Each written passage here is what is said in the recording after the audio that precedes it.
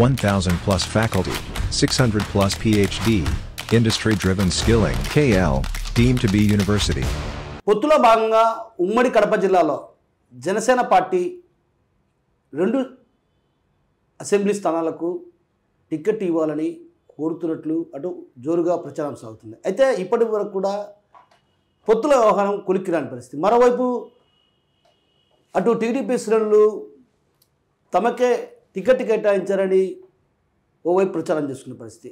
ఒక రకంగా అటు కడపలో కావచ్చు, అదేవిధంగా రాజంపేట 2 చోట్ల టికెట్లు జనసేనకే కేటాయిస్తారన్న ప్రచారం కూడా అటు జిల్లా వ్యాప్తంగా జోరుగా ప్రచారం సాగింది. అయితే తాజాగా పొత్తుల వ్యవహారం తెలకపోవడంతో అటు జన సైనికుల్లో కూడా అయోమయ పరిస్థితులు ఉన్నాయి. మరోవైపు ఏదైతే టీడీపీకి సంబంధించి ఇప్పటికే అటు ప్రచారంలోకి దూసుకెళ్తున్న పరిస్థితి.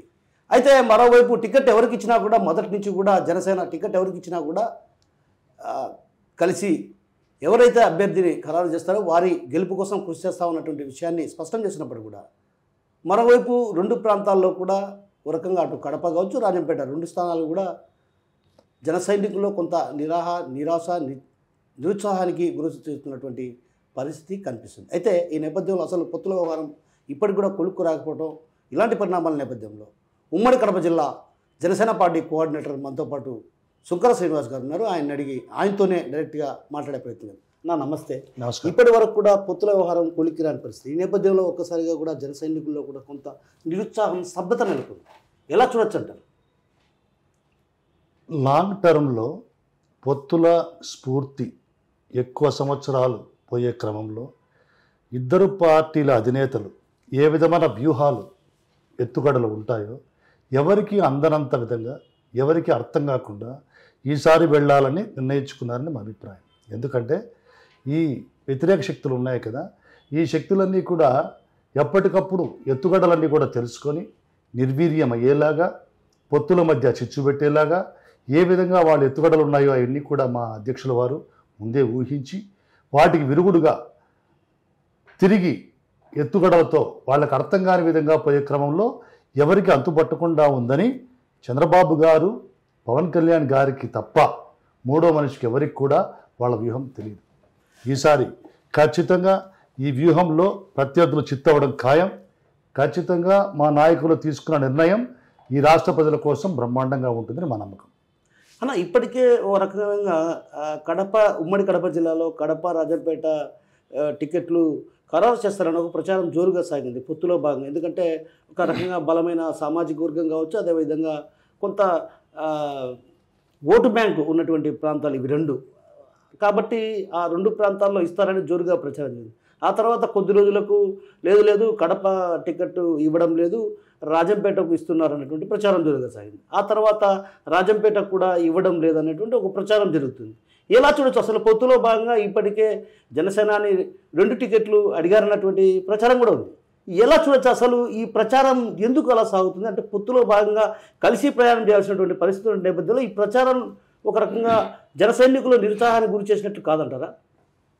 ఈ పొత్తుల సబ్జెక్టు ఎలా ఉంటుందంటే చివరాఖరికి చంద్రబాబు గారు, పవన్ కళ్యాణ్ గారు నోరిప్పనంత వరకు ఈ ఊహాగానాలు, ప్రచారాలన్నీ కూడా ఎప్పుడు ప్రజల్లో నానుతూనే ఉంటాయి.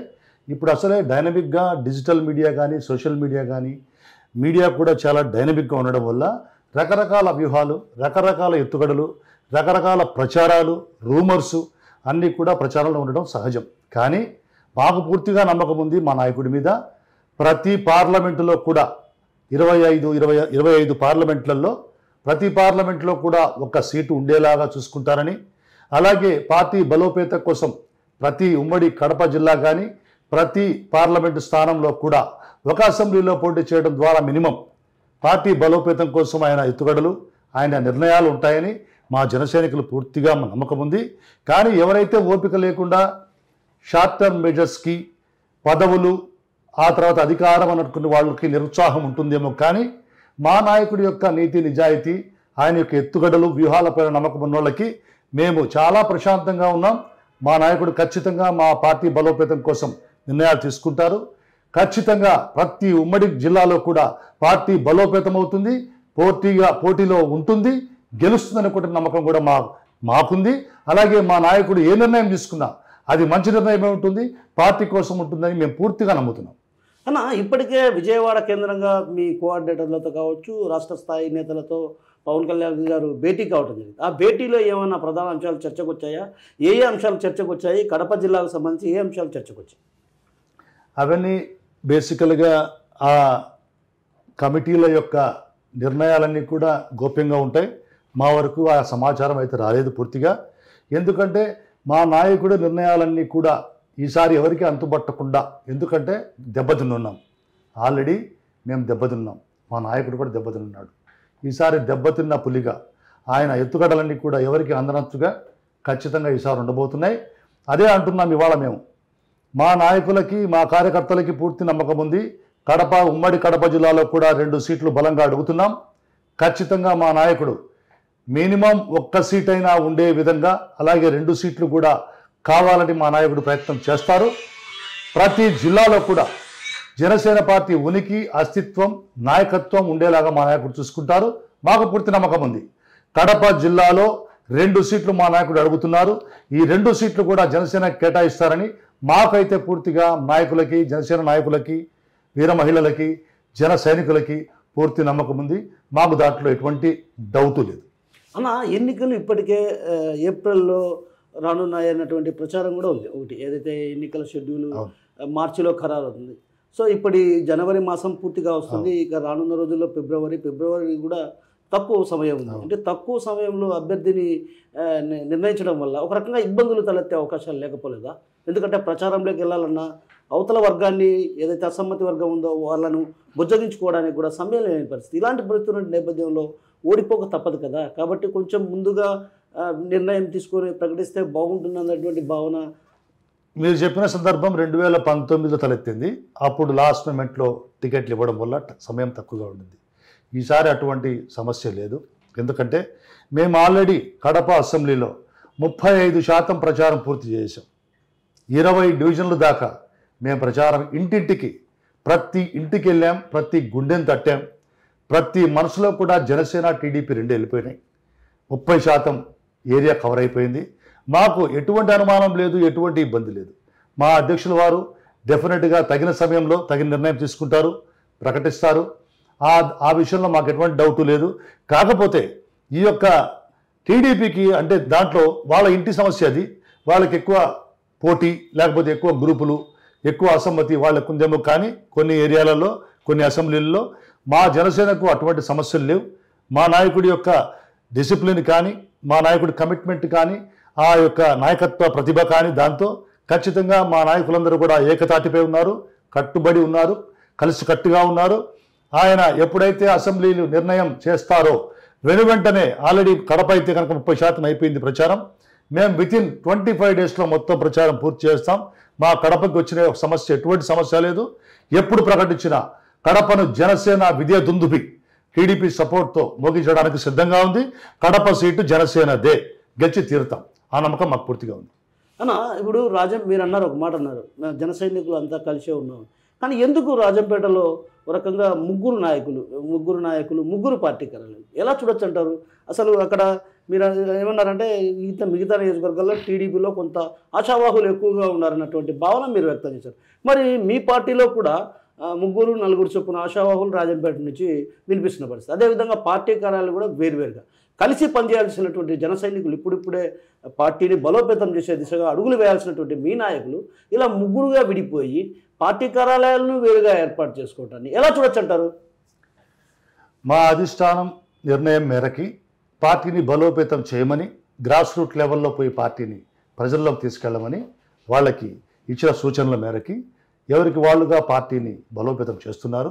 మేము ఆ విధంగా చూస్తాం. ఆ కోణంలో చూస్తూ పార్టీని 3 డైరెక్షన్స్లో వెళ్ళి యువతని, మహిళల్ని, రైతుల్ని కలిసి పార్టీ యొక్క సిద్ధాంతాలు, పార్టీ యొక్క నిర్ణయాలు తెలపడం ద్వారా, ముగ్గురు కూడా పని విభజన చేసుకోవడం ద్వారా వెంటనే వెళ్ళారని చెప్పేసి మేము అనుకుంటాం.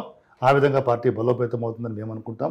కానీ మీరు చెప్పినట్టు ఈ ముగ్గురు ఎంత పనిచేసినా, ఎన్ని రకాలుగా గట్టిగా పార్టీని బలోపేతం చేసినా, చివరాఖరికి మా నాయకుడు నోటి వెంపడి ఆ యొక్క అభ్యర్థి వస్తూనే మిగతా ఇద్దరు కూడా ఆ అభ్యర్థిని బలపరుస్తారు. ఒకే డైరెక్షన్లో అందరూ కలిసికట్టుగా పనిచేస్తారన్నటువంటి నమ్మకం, ఆ యొక్క నిబద్ధత మా పార్టీలో ఉంది. మా పార్టీ నాయకుడు పవన్ కళ్యాణ్ గారి యొక్క నిర్ణయం మేరకు ప్రతి ఒక్కరూ కూడా కమిట్మెంట్తో ఒక జన సైనికుల్లాగా పనిచేస్తున్నటువంటి నమ్మకం, విశ్వాసం ప్రతి జన సైనికుడికి, వీర మహిళకి, ప్రతి ఒక్కరికి ఉంది. కాబట్టి మాకు ఎటువంటి ఇబ్బంది లేదు. రాజంపేటలో ఒక్కసారి అభ్యర్థి అనౌన్స్మెంట్ అవుతూనే ప్రతి ఒక్కరూ కూడా అందరూ ఒక చోటకు చేరి కలిసికట్టుగా చేసే విధంగా జిల్లా కోఆర్డినేటర్గా నేను కూడా ఉన్నాను ఇక్కడ. ఆ సమన్వయాన్ని నేను కూడా చేస్తాను. ఒకే డైరెక్షన్లో, ఒకే మాట, ఒకే బాటగా మా నాయకుడి యొక్క ఆదేశం మేరకు మేము పనిచేసి రాజంపేటను కూడా గెలిపించుకోవడానికి సిద్ధంగా ఉంది జనసేన పార్టీ. అన్న, ఇప్పుడు ఒకవేళ ఇన్ కేసు కడప, రాజంపేట 2 టికెట్లు అడిగారనేది ప్రచారం. ఒకవేళ ఇన్ కేసు కడపకు కాదనకుండా రాజంపేటకి ఇచ్చే పరిస్థితి ఉంటే, ఐ మీన్ అంటే ఇన్ కేస్ బై రాజంపేటకే ఇస్తారు, ఉమ్మడి కడప జిల్లాలో ఒక చోటే ఇస్తారని, అది రాజంపేటకే ఇస్తారన్నటువంటి విషయం గిన బయటపడితే, ఇప్పుడు జన సైనికులు, ఇక్కడ ఉన్నటువంటి జన సైనికులు కొంత ఆవేదనకు లోనయ్యే పరిస్థితి లేకపోలేదు కదా? అట్ ద మూమెంట్ ఆ నిమిషానికి కొంచెం ఆవేదన చెందినా కానీ మా నాయకుడి యొక్క ఆలోచన విధానం, నిర్ణయాలన్నీ కూడా పార్టీ బలోపేతం కోసం ఉంటాయి. ఉమ్మడి ప్రభుత్వంలో మా పాత్ర ఎలా ఉంటుందో మా నాయకుడికి తెలుసు. కడప జిల్లాలో పార్టీని బలోపేతం చేసుకురావడానికి మా నాయకుడి నిర్ణయాల వెనుక డెఫినెట్గా ఒక వ్యూహం ఉంటుంది. ఆ వ్యూహం ద్వారానే ఆయన తీసుకున్న నిర్ణయాన్ని మేము స్వాగతిస్తాం. ఎందుకంటే నిర్ణయాలు, వ్యూహాలు, ఎత్తుగడలన్నీ కూడా మా నాయకుడు వదిలేశాం. ఆయన చాలా దీర్ఘకాలిక ప్రయోజనాలు, పార్టీ ప్రయోజనాలు దృష్టిలో పెట్టుకొని ఖచ్చితంగా ఆలోచిస్తారు. ఆ నమ్మకం 100% మా నాయకులందరికీ, మా జనసైనికులకి, వీర మహిళలకు ఉంది. ఆ క్రమంలో కూడా ఆయన ఏ నిర్ణయం తీసుకున్నా, కడపకి ఇచ్చి రాజంపేటకి ఇవ్వకపోయినా, రాజంపేటకి ఇచ్చి కడపకి ఇవ్వకపోయినా, రెండూ ఇచ్చినా ఏ రకంగా అయినా కూడా దాని వెనకాల బలమైన వ్యూహం ఉంటుందని నమ్ముతూ ఆయన నిర్ణయాన్ని స్వాగతిస్తూ 100% కట్టుబడి ఆయన నిర్ణయమే శిరోధార్యంగా మేమంతా కలిసికట్టుగా 2 సీట్లు గెలిపించుకుంటాం, లేదు 1 సీటే ఇస్తే ఆ 1 సీట్ను కూడా గెలిపించుకునేటువంటి సత్తా, ఓటు బ్యాంకు, ఆ కమిట్మెంటు, ఆ బలము జనసేనకు ఉంది. అంటే ఇప్పటికే పిఎస్సి చైర్మన్ నాదెండ్ల మనోహర్ గారికి కూడా అక్కడ టికెట్ లేదన్నటువంటి ప్రచారం కూడా ఉంది. ఎందుకంటే అక్కడ బలమైన అభ్యర్థులు ఆయా ప్రాంతాల్లో టికెట్ ఆశిస్తున్నారు టీడీపీ తరఫున. సో ఇక్కడ కూడా ఒక బలమైన సామాజిక వర్గం టికెట్ ఆశించే పరిస్థితి ఉంది. అటు ఏదైతే రాజంపేటలో కూడా బలిజ సామాజిక వర్గానికి సంబంధించినటువంటి నరహరి కావచ్చు, అదేవిధంగా బత్యాల చెంగల్రాయలు ఇద్దరు పోటీ పడుతున్నారు. సో ఎలా చూడొచ్చు అంటే బ్యాలెన్స్డ్ తప్పే పరిస్థితి లేకపోలేదంటారా? విశ్లేషకుల అభిప్రాయం ప్రకారం ఎవరైతే మేధావులు ఉన్నారో, రాజకీయ పరిజ్ఞానం ఉన్నటువంటి రాజనీతిజ్ఞులు ఉన్నారో అందరూ చెప్పేటువంటి విశ్లేషణ కానీ ఒక సూత్రం కానీ ఏంటంటే, పొత్తు ఎప్పుడూ బలంగా నిలబడాలంటే త్యాగాలు ఉంటాయి. ఆ తర్వాత ఒకరిపైన ఒకరి నమ్మకం, విశ్వాసం ఇవన్నీ ఉంటాయి. ఏ విధంగా ఈస్ట్ వెస్ట్ గోదావరిలో మేము బలంగా ఉన్నాం, అక్కడ ఓటు బ్యాంకు నాయకులు బలంగా ఉన్నారు. అలాగే టీడీపీలో కూడా ఆల్రెడీ 20 ఏళ్లుగా అధికారంలో ఉన్న వాళ్ళు, 2-3 సార్లు ఎమ్మెల్యేలుగా ఉన్న వాళ్ళు ఉన్నారు. అదే ఆర్థికంగా బలమైన వాళ్ళు ఉన్నారు. మా పార్టీకి అక్కడ బలమైన వాళ్ళు ఉన్నారు. అక్కడ ఎక్కువగా ప్రతిష్టంభన, అక్కడ ఎక్కువగా పోటీ కూడా విపరీతంగా ఉన్నట్టు కూడా మాకు తెలుస్తోంది. ఆ యొక్క 34 స్థానాలు కూడా ప్రతి స్థానాల్లో కూడా పోటీ విపరీతంగా ఉంది. ఆ క్రమంలో ఎవరైతే త్యాగాలకు చేసి పొత్తును గెలిపించుకుంటారో అదే పొత్తు యొక్క ధర్మం, పొత్తు యొక్క లక్ష్యం. సో అక్కడ మేము కనుక ఒకవేళ మా నాయకుడు అక్కడ ఎక్కువగా ఆల్రెడీ టీడీపీకి మా పార్టీకి ఇద్దరికీ బలమైన నాయకులు, అందులో ఇద్దరు ఒకే సామాజిక వర్గానికి చెందిన వాళ్ళు, ఇద్దరి ఓటు బ్యాంక్ ఒకటే. ఇలాంటి క్రమం ఉన్న చోట అవసరమైతే మా నాయకుడు అవసరమైతే అక్కడ కొద్దిగా త్యాగాలు మా నాయకుడు చేస్తారేమో తెలియదు. మా నాయకుడికి నిర్ణయం అది. అలాగే ఒకవైపు ఆ వైపు కనుక మేము కనుక నిర్ణయాలు తీసుకొని త్యాగం చేస్తే, రాయలసీమలో కనుక మేము ఆల్రెడీ పార్టీ బలోపేతంగా కొన్ని స్థానాల్లో మాత్రమే ఉంది, మొత్తం రాయలసీమ అంతా లేదు. ఇక్కడ తెలుగుదేశం కూడా బలంగా ఉన్నా, ఏ సామాజిక వర్గం బలంగా ఉన్నా ఇక్కడ ఓట్లు ముఖ్యం. డబ్బు ఉంటేనే రాజకీయం కాదు, ఓట్లు ముఖ్యం. ఈ ఓటు బ్యాంకు అలాగే పొత్తు ధర్మం, పొత్తు యొక్క స్ఫూర్తిని నిలుపుకుంటూ ఇక్కడ కూడా టీడీపీ కూడా త్యాగం చేయాల్సినటువంటి అవసరం ఉంది. ఎందుకంటే 2014లో మేము త్యాగం చేసి మా నాయకుడు ఈ రాష్ట్రం కోసం, ఈ రాష్ట్ర ప్రజల కోసం పూర్తిగా త్యాగం చేసి ఎటువంటి ఎమ్మెల్యే ఎంపీ పదవులు తీసుకోకుండా, పోటీ చేయకుండా, అధికారాన్ని అనుభవించకుండా అధికారాన్ని తీసుకెళ్లి టీడీపీ చేతుల్లో పెట్టి మోడీ గారి సూచన మేరకు ఈ రాష్ట్రం కోసం త్యాగం చేసినటువంటి ఘనత, చరిత్ర మా నాయకుడిది. 19లో మేము త్యాగం చేశాం, అధికారాన్ని మీకు అప్పచెప్పాం. ఈ 24లో త్యాగం చేసే వంతు టీడీపీకి వచ్చింది. పొత్తును నిలబడాలంటే, పొత్తును బలపరచాలంటే, పొత్తు స్ఫూర్తిని ముందుకు తీసుకెళ్లాలంటే మీరు త్యాగం చేయాల్సిన అవసరం ఖచ్చితంగా ఉందని విశ్లేషకులు అంటున్నారు, ప్రజలు అంటున్నారు. అంటే త్యాగం అంటే ఏ విధంగా త్యాగం అంటారు మీరు? ఒక రకంగా త్యాగం మీరు అక్కడ అటువైపు త్యాగం చేయాల్సిన పరిస్థితి ఉంది అంటున్నారు, ఇక్కడ రాయలసీమలో టీడీపీ త్యాగం చేయాలన్నటువంటి పరిస్థితి అంటున్నారు. అయితే నేనేమంటానంటే త్యాగాల విషయానికి వచ్చేతలకే అంటే ప్రభుత్వ ఏర్పాటు కోసం ఈ త్యాగాల, లేకుంటే ఏదన్నా పొత్తులో ధర్మంగా ఈ త్యాగాల, అంటే నేనేమంటున్నానంటే క్లారిటీగా వస్తుంది. ఈ త్యాగాల గురించి మాట్లాడితే ఒకరినొకరు బలోపేతం చేసుకోవడమే త్యాగం. నా పొత్తులో ఉన్న పార్టీ కూడా బలంగా ఉండాలి, అది త్యాగం. నేను బలంగా ఉండాలనేది నా పొత్తు ఆపోజిట్ ఉన్న పార్టీ, అది కూడా ఆలోచించాలి, ఇది త్యాగం. ఈ త్యాగం అనేది ఏమంటామంటే గౌరవప్రదమైన గుర్తింపు అనే మాట ఎప్పుడు మా పార్టీలో ఉన్నే ఉంది. గౌరవప్రదమైన గుర్తింపు ఏంటి? ఓటు బ్యాంకు ప్రకారం జనాభా దామాషా పద్ధతిన ఎవరికెంత శక్తి ఉందో, ఓటు బ్యాంక్ ఉందో వాళ్ళకన్ని సీట్లు ఇవ్వడం గౌరవప్రదమైన గుర్తింపు.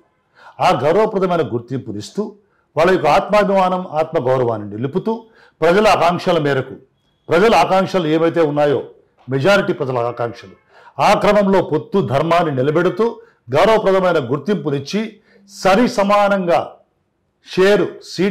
పవర్ షేరింగ్ చేసుకునే క్రమంలో సీట్ల ఎంపికను, సీట్ల పంపిణీ కూడా గౌరవప్రదంగా ఉండడం ద్వారానే ఈ పొత్తుకు ధర్మం నిలబెడుతుందని విశ్లేషకులు అంటున్నారు, రాజకీయ పరిశీలకులు అంటున్నారు, ప్రజలు అంటున్నారు.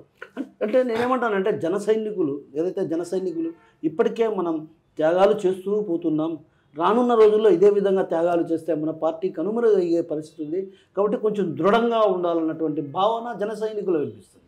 ఏదైతే నేతల్లో వినిపించకపోయినా జన సైనికులు, అట్టడుగు స్థాయిలో ఉన్నటువంటి జన సైనికులు ఎవరైతే ఉన్నారో వారిలో కొంత ఆవేదన చెందుతున్నటువంటి పరిస్థితి. ఎందుకంటే ఇప్పటికే మనం ఎన్నో త్యాగాలు చేసాం, చంద్రబాబు కోసం ఏదైతే 2014లో త్యాగం చేసాం, ఆ తర్వాత జరిగిన పరిణామాలు అన్నీ తెలుసు.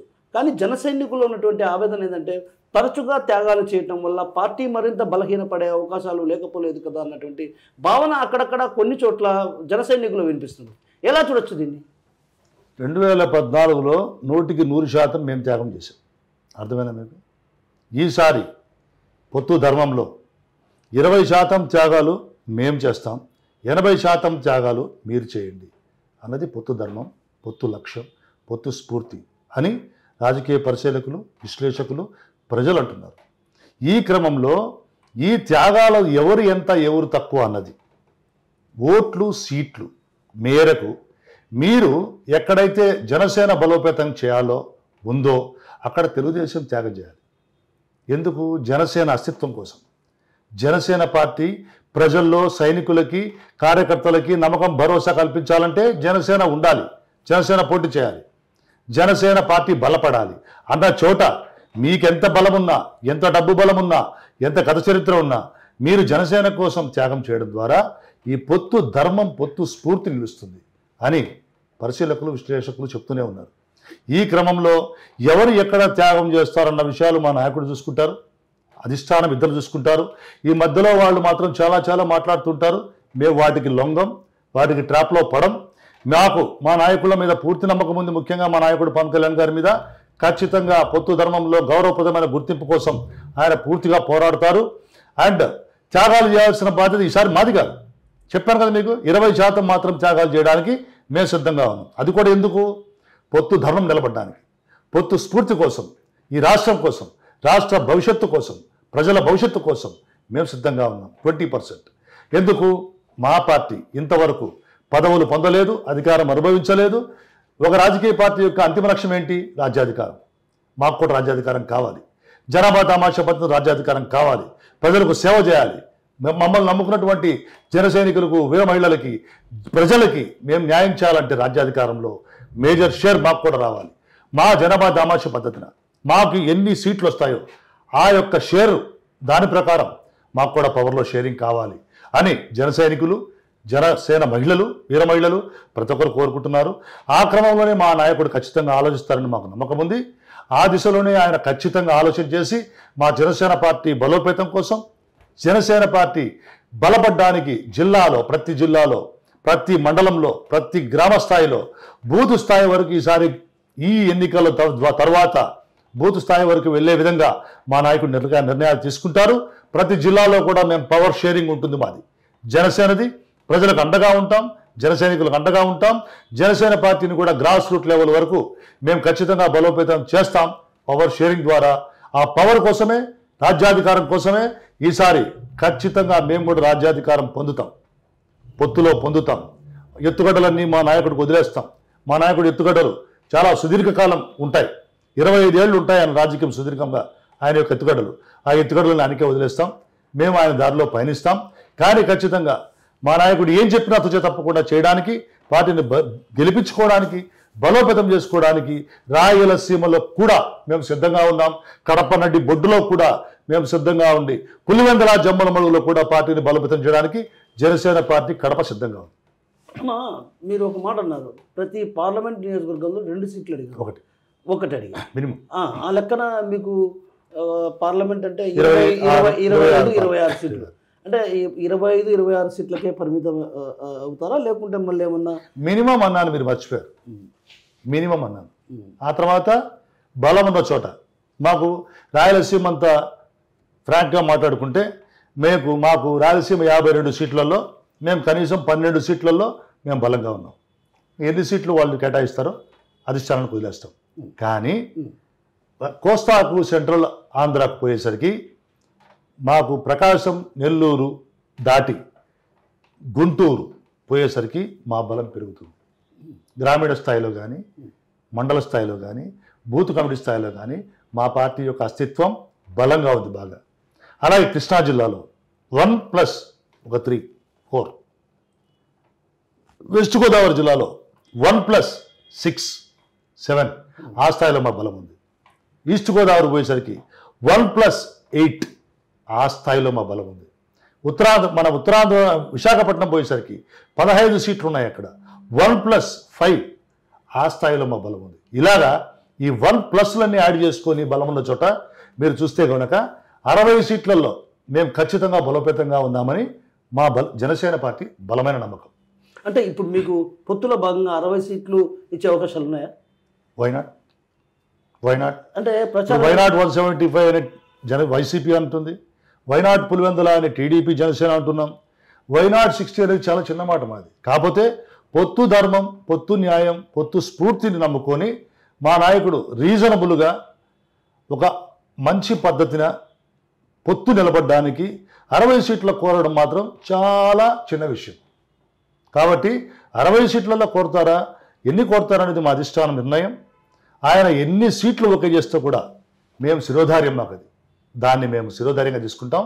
ఆయన ఏ విధంగా చెప్తే ఆ విధంగా అవడానికి మేము సిద్ధంగా ఉన్నాం. కానీ పార్టీని మాత్రం బలోపేతం చేసుకుంటాం. మా నాయకుడి యొక్క లక్ష్యం కూడా ప్రతి ఊరిలో, ప్రతి గ్రామంలో జనసేన పార్టీ ఉంటుంది. ఆ రకంగా నిర్ణయాలు ఉంటాయి, అవి మేము ముందుకు తీసుకెళ్తాం. అన్న, ఇప్పటికే కాంగ్రెస్ పార్టీ ఏదైతే పిసిసి అధ్యక్ష పగ్గాలు వైఎస్ రాజశేఖర రెడ్డి గారి తనయ షర్మిలారెడ్డి గారు బాధ్యత తీసుకున్నారు. సో ఈ నేపథ్యంలో ఆమె కూడా ఒక రకంగా కాంగ్రెస్ పార్టీకి సంబంధించినటువంటి అభ్యర్థులు కూడా బరిలోకి దించుతారు. దీంతో కొంత త్రిముఖ పోటీలో ఏదైతే ప్రభుత్వ వ్యతిరేక ఓటు చీలకూడదు అన్నట్టు మీ భావన. కానీ ఇక్కడ ప్రభుత్వ వ్యతిరేక ఓట్లన్నీ కూడా అటువైపుకి వెళ్తే డ్యామేజ్ అయ్యేది పొత్తులో భాగంగా ఉన్నటువంటి టీడీపీ జనసేనే కాదా? ప్రభుత్వ వ్యతిరేక ఓటు అన్నది అసలు వైసీపీ కాంగ్రెస్లో లేదు. అసలు వైసీపీ అంటే ఏంటి? Congress party. YCP vote bank ఎవరు? Congress vote bank. వైసీపీ నాయకులు ఎవరు? కాంగ్రెస్ నాయకులు. బూత్ కమిటీ వరకు నడిచి వచ్చే కొడుకు పుట్టినాడు వైసీపీకి. రాష్ట్రం విడిపోవడంతో కాంగ్రెస్ మొత్తం ఇటువైపు వచ్చి, లేకపోతే ఆయన కష్టపడినాడా, దుక్కి దున్నినాడా, నార్లు వేసినాడా, పంట పండించినాడా? మిస్టర్ జగన్ రెడ్డి అప్పనంగా వచ్చి ఒళ్ళో పడింది కాంగ్రెస్ పార్టీ. మీ ఓటు బ్యాంక్ అంతా కాంగ్రెస్ పార్టీనే. రేపు పొద్దున కాంగ్రెస్ పార్టీని తీసుకునేటువంటి ఓటు బ్యాంక్ ఎవరిది? YCP vote bank. చిల్లు పడేది ఎవరికి? వైసీపీకి. ఓడిపోయేది అడ్డంగా ఎవరు? వైసీపీ. 1% ఓటు బ్యాంకు లేని కాంగ్రెస్ ఇక్కడ వచ్చి అద్భుతాలు చేస్తున్నటువంటి నమ్మకం కానీ విశ్వాసం కానీ మాకు లేదు. అంటే ఇప్పటికే అభ్యర్థి కడప నుంచి అమ్ముదుల్లాను ఖరారు చేస్తుంది. మాజీ మంత్రి పేరు ప్రచారంలో జోరుగా సాగుతుంది. సో మైనారిటీ వర్గానికి సంబంధించినటువంటి నాయకుడు గతంలో కూడా వైఎస్ రాజశేఖర రెడ్డి మంత్రిగా పనిచేశారు. సో ఆయన పోటీ చేస్తే కొంచెం మైనారిటీ వర్గాలన్నీ కూడా అటువైపు మొగ్గు చూపే అవకాశం. మైనారిటీ వర్గాలు అటువైపు మొగ్గు చూపితే అది ఎవరి vote bank? YCP vote bank. చిల్లు పడేది ఎవరికి? ఆ లెక్కన నేనేమంటున్నా అంటే, ఆ లెక్కన మీ ఓటు బ్యాంక్ కూడా ఇప్పుడు మీకు అంత మా ఓటు బ్యాంకు టచ్ చేసే అర్హత కానీ అధికారం కానీ అవకాశం కానీ కాంగ్రెస్ పార్టీకి లేదు. మా ఓటు బ్యాంకు మాతో ఇంటాక్ట్ గా ఉంది. ప్రభావము ఏదైతే మీ టీడీపీ పొత్తులో జీరో. టీడీపీ కావచ్చు, జనసేన పైన కాంగ్రెస్ ప్రభావం ఎఫెక్ట్ పడే అవకాశాలు ఉన్నాయి కదా? కాంగ్రెస్ ఎఫెక్ట్ మా పొత్తు పైన పడే ఎఫెక్ట్ జీరో. ఎందుకంటే మా ఓటు బ్యాంక్ ఏది కూడా కాంగ్రెస్ తో లేదు. As of now Congress vote బ్యాంకే 1%. మైనారిటీ వర్గాలంతా గుండు కొత్తగా పోతే మైనారిటీ వర్గాలు మాకున్నది మా పొత్తుకి కడప వరకు మాట్లాడుతాను నేను. మా పొత్తుకున్నది వైసీపీకి ఈరోజు 85 to 90% ఉంటే 10% మా పొత్తు వైపు ఉందని మా అభిప్రాయం ఈ రోజుకి. కానీ రేపొద్దున అభివృద్ధి ప్రకటించిన తర్వాత వైసీపీలోని ముస్లిమ్స్ కూడా చాలామంది అసంతృప్తితో ఉన్నారు, చాలామంది కసితో రగిలిపోతున్నారు. ఆ ఓటు బ్యాంక్ కూడా మాకు వస్తుందని నమ్మకం, మా ప్రయత్నం. అది కాంగ్రెస్ పార్టీ అంటే కాంగ్రెస్ పార్టీకి పోయేది ఏదైతే బలమైన కాంగ్రెస్ ఓటు బ్యాంక్ ఉందో అది వెనక్కి వెళ్తుంది కాంగ్రెస్కి. కానీ ఎవరైతే పవన్ కళ్యాణ్ గారి ఫ్యాన్స్, చంద్రబాబు గారి ఫ్యాన్స్, తెలుగుదేశం ఫ్యాన్స్, చిరంజీవి గారి ఫ్యాన్స్, ఎవరైతే ఈ యొక్క పొత్తు ఫ్యాన్స్ ఎవరైతే ఉన్నారో ఈ ఓటు బ్యాంక్ అంతా ఇంటాక్ట్గా ఉండి మా వైపుకి వస్తుంది అని మా నమ్మకం. అది 20 నుంచి 30% మేము తీసుకుంటే 30% కాంగ్రెస్కి వెళ్తే ఇంకా మిగిలేది 40% వైసీపీకి ఉంటుంది. ముస్లిం ఓట్ బ్యాంక్ మాత్రమే మిగతా ఓట్ బ్యాంక్ చెప్పడంలా. మిగతా ఓట్ బ్యాంకులు కూడా ఆ యొక్క జనాభా తమాషా పద్ధతిన ఆ యొక్క అఫిలియేషన్ ప్రకారం అవి కూడా ఆయా పార్టీలకు వెళ్తాయి తప్ప కాంగ్రెస్ వల్ల మాకు వచ్చిన ఇబ్బంది ఏమాత్రం లేదు. ఎఫెక్ట్ కానీ ఏది కానీ జీరో అనేది మా నమ్మకం. కాంగ్రెస్ వల్ల మాకేం కాదు. ఇప్పుడు ఒకవేళ ఇన్ కేస్ త్రిముఖ పోటీ జరిగింది, గెలుపు మీకు ధీమా ఉందా? త్రిముఖ పోటీనే కానే కాదు. అసలు 1% ఓటు బ్యాంక్ ఉన్నదాన్ని మేము అసలు పరిగణిస్తామా? 0.8% ఉన్నటువంటి నోటా కంటే తక్కువ వచ్చినటువంటి ఈ పార్టీలు చూసి, అంటే ఒకనొక టైంలో మీకు కూడా నోటా కన్నా తక్కువ వచ్చాయిగా ఓట్లు. ఒకనొక టైంలో అంటే 2 సీట్లు ఎప్పుడు వచ్చిన నోటాలు? తెలంగాణలో కూడా బర్రె లెక్కకు వచ్చినటువంటి ఓట్లు కూడా మీకు రాలేదు కదా. బర్రె లెక్కకు వచ్చిన ఓట్లు ఎందుకు వచ్చినాయంటే అక్కడ తను సోషల్ మీడియా ద్వారా కానీ ఇంకోటి ద్వారా కానీ ఆమె చేసినటువంటి ఈ వైరల్ చేసుకోవడం వల్ల ఏదో వచ్చినాయి. కానీ మేము అక్కడ స్ఫూర్తి ఆలోచన చేయాలా. బీజేపీ పొత్తుతో పోటీ చేసినాం. మాకు బలం ఉందా లేదా? రాజ్యాధికారం కోసం అంటే ఫస్ట్ ప్రథమ లక్షణం, ప్రథమ కర్తవ్యం పోటీ చేయడం. పోటీ చేయాలి ఫస్ట్ స్టెప్. ఆ తర్వాత ఎన్ని ఓట్లు వచ్చినాయి, ఎన్ని సీట్లు వచ్చినాయి అనేది సెకండరీ. పొత్తు స్ఫూర్తి కోసం పొత్తులో భాగంగా మా పార్టీ అక్కడ పోటీ చేసింది. అక్కడ పరిస్థితులు వేరు, అక్కడ రాజకీయం వేరు, నేపథ్యం వేరు, అక్కడ సెంటిమెంట్ వేరు. కానీ ఇక్కడ అలా కాదు. కాంగ్రెస్ పార్టీ అన్నది అడ్డగోలుగా రాష్ట్రాన్ని విభజించి నాశనం చేసింది పార్టీని అని చెప్పింది ఎవరు? జగన్ రెడ్డి, షర్మిలారెడ్డి. వీళ్ళగా చెప్పింది, వీళ్ళే కదా ఓట్లు అడిగింది, వీళ్ళే కదా కాంగ్రెస్ నాశనం చేసింది. కాంగ్రెస్ సమూలంగా నాశనం చేసింది ఎవరు ఆ రోజుల్లో? జగన్ రెడ్డి, షర్మిలారెడ్డి కాదా? విజయమ్మ కాదా? వీళ్ళు కదా నాశనం చేసింది. ఈరోజు అదే షర్మిలారెడ్డి వచ్చి కాంగ్రెస్ పార్టీని నెత్తినికెత్తుకొని మాట్లాడుతూ ఉంటే జనాలు అంత ఈజీగా నమ్మేస్తారా? అంటే తండ్రి ఆశయాల కోసం వచ్చింది. తండ్రి ఆశయాలు అప్పుడేమైనా? అసలు నువ్వు తెలంగాణకు ఎందుకు వినావు? ఇప్పుడు పరిస్థితుల ప్రభావం, అదే పరిస్థితుల ప్రభావం అంటున్నారు ప్రజలు కూడా. నువ్వు కూడా నీ యొక్క రాజకీయ అస్తిత్వం కోసం వచ్చినావు. ఇక్కడ మీ అన్న ఆస్తులు ఇవ్వలేదని ఇక్కడ మీ అన్నని పోటీగా నువ్వు వచ్చినావు. కాంగ్రెస్ పార్టీ చేతిలో బాణాన్ని నువ్వు ఇప్పుడు మీ అన్నపైన ఎక్కువ పెట్టిన బాణానివి అంటే ప్రజలు నమ్ముతున్నారు. ఏది షర్మిల? Why not? కాంగ్రెస్ చేతిలో బాణం వాళ్ళ అన్నను దెబ్బ కొట్టడానికి. ఒకప్పుడు జగన్ విసిరిన బాణం ఈరోజు కాంగ్రెస్ చేతిలో బాణం వాళ్ళ అన్నను దెబ్బ కొట్టడానికి. ఇది ప్రజలు నమ్ముతున్నారు. వాస్తవానికి జగన్ దెబ్బ తీయడానికే షర్మిల ఇక్కడికి వచ్చిందంటారా? 1%, 2%, 3% తేడా రావచ్చుగా. 2%. ఆ 2% వచ్చినా జగన్ పడే దెబ్బ అట్లా ఇట్లా ఉండదు. ధనాన్ని సింగిల్ డిజిట్ పడతాడు. 2% కాంగ్రెస్ షర్మిలారెడ్డి వల్ల తేడా వస్తే సింగిల్ డిజిట్కి వస్తాడు జగన్ రెడ్డి. Single digit. కడపలో కూడా లెక్కన వేసుకుంటే పులివెందుల్లో కూడా ఓడిస్తాం జగన్ని. పులివెందుల్లో కూడా జగన్ ఓడిస్తాం. మరి అట్లే ఉంటుంది రాజకీయం అట్లే ఉంటుంది. ఎందుకంటే జగన్ ఇప్పుడు సునీత రేపు పొద్దున పోటీ చేస్తే చేస్తే అలాగే ప్రజలు ఆయన బాబాయి ఆత్మ వదులుతుందా వీళ్ళని? బాబాయి చేసిన ఘోరం, నేరం, ఆ యొక్క పాపం ఆయన ఆత్మ వదులుతుందా? మీ కర్మ ఏం కాలుతుందో ప్రజలు చెప్తారు రేపు పొద్దున. ఏం జగన్ ఏమన్నా పైనుంచి దిగొచ్చాడా? దేవదూతనా జగన్ ఏమన్నా? ఆఫ్టర్ ఆల్ హ్యూమన్ బీయింగా, మీలాంటి నాలాంటి వాడేగా. నాయన పేరు చెప్పుకొని ఒక్క ఛాన్స్ అని చెప్పేసి ఏమార్చి అధికారంలోకి వచ్చాడుగా. ఏం చేశాడు? ప్రజలకి సర్వనాశనం చేశాడు రాష్ట్రాన్ని. పేపర్ చూసి చదవలేని, ఉపన్యాసం చెప్పలేని ముఖ్యమంత్రి నువ్వు. మా కర్మ కాకపోతే ఆంధ్రప్రదేశ్కి ఏంది? ఏముంది నీకు పరిపాలన అనుభవం? ఏముంది నీకు? ఒక వ్యాపారం నువ్వు, ఆర్థిక ఉగ్రవాది నువ్వు, అసలు నువ్వు రాజకీయాలకే అన్ఫిట్. కాకపోతే మా కర్మ కాలేదు కాబట్టి, మా రాష్ట్రానికి గ్రహణం పట్టింది కాబట్టి, మా కర్మ కాబట్టి అనుభవిస్తున్నాం. ఏముంది నీకు?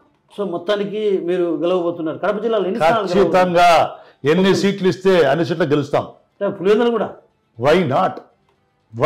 మరి ఇది హై ఎక్స్పెక్టేషన్. ఎప్పుడు ఏం హై ఉండాలి? ఎప్పుడు గుర్తుపెట్టుకోండి.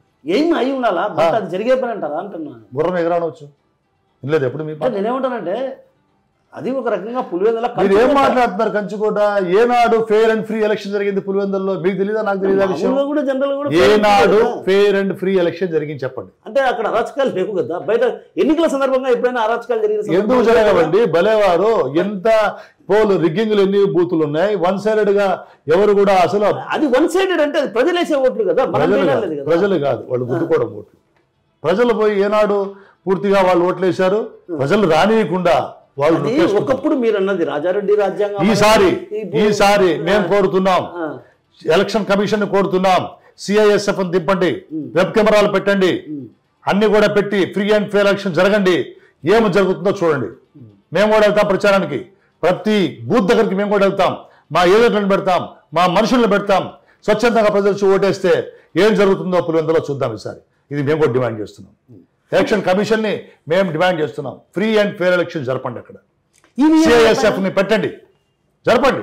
చూద్దాం ఎలక్షన్ ఎలా వస్తుందో. ఇప్పుడు ఈవీఎంల పైన కూడా అనుమానాలు ఉన్నాయి. ఎలా చూడొచ్చు? ఒకవేళ ఈవీఎంలు మీరు ఒకవేళ ఇన్ కేస్ మీ పార్టీ ఓటంపాలైతే ఇదంతా ఈవీఎం ట్యాంపరింగ్ అనేది ఒక భావన గతంలో కూడా ప్రచారం జరిగింది.